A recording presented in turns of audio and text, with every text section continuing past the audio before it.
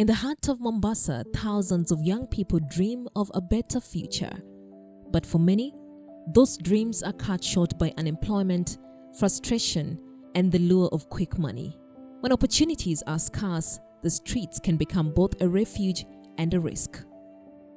For Eric Odhiambo, this was his story. Wakati nilitoka nyumbani kuja huko Coast. Nilipokuja Coast, nilikuwa nimekuja kutafuta kazi. Sikupata. Na changamoto za maisha zipo. Sasa nilisafa sana. Mpaka nilikuwa nimefikiria. Najua nilikuwa nishajoin na group zingine zenye hazifai. Kama grupu ile group unasikia kuna sijui timu mapanga nini. Sasa mimi nilikuwa nishajoin nao, lakini nilikuja nikasaidiwa na mandugu zangu wawili. Like many others, Eric's search for survival led him down a dangerous path until one small act of kindness changed everything. Kitu ilisababisha ni wachane na hiyo grupu. Kuna siku moja, ilikuwa ni Friday. Nilikuwa naenda kutulia pale, unaona hapa High Court. Kuna garden pale. Inaitwa nini? Ile garden inaitwa, kuna garden hapa hivi. Sasa nilikuwa nikienda kupoa hapo. Lakini nikaja nikafuatwa na jamaa wawili. Wakati huo bado nilikuwa siwajui. Unaona? Wakaniuliza, vipi? Poa. Kuna kibarua hapa unaweza? Sawa, naweza kufanya. Nikamuuliza kibarua gani? Kibarua tu kujaza hizi mifuko mchanga. Hizi mifuko za kupandia maua hizi. That simple request became the start of a new journey. Through Dismas and the Women Justice Center, Eric found purpose and a way out.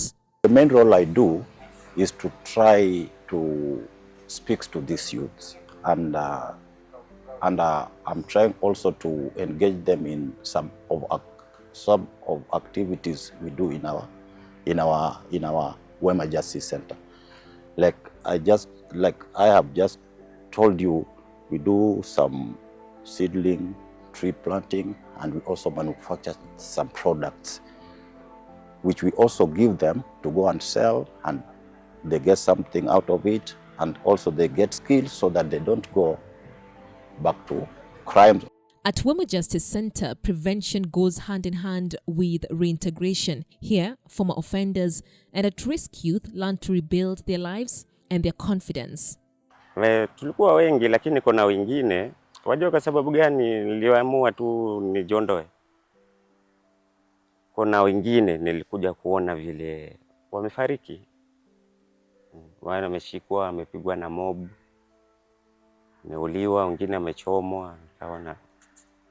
The modern correctional approach in Kenya now focuses on transformation. Through partnerships with civil society organizations like LRF and Women Justice, inmates are connected to programs that help them reintegrate. So what we do is when an inmate is brought to us from courts, I'm supposed to do what we call assessment. Basically, assessment helps me as an officer to get to know what are the risk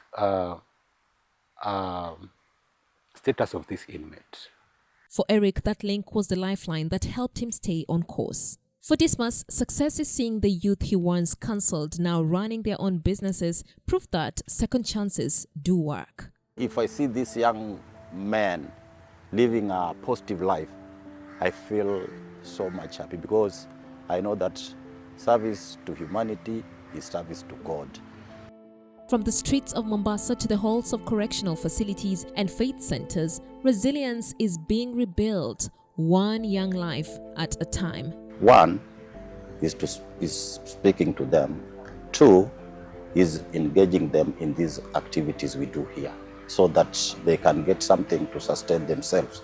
In every story of change lies a message of hope that when communities, institutions, and faith work together, transformation becomes possible. LRF main objective is to enlighten our inmates, not only our inmates, even the officers who are around at that time. Coming of LRF in our institution has been able to enlighten these people. From risk to resilience, these are the voices of change in Mombasa. Kuna mambo mengi tulijifunza. Kuna vitu zingine kama sisi vijana tuachane nazo. Sababu hebu niambie wewe umekaa mahali 3 years. Uingize chochote. Ndio.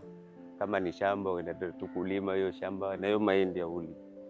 Unaona? Sasa kuna vitu zingine kama sisi vijana si vizuri tufanye. Tutafute haki yetu, ukule jasho yako.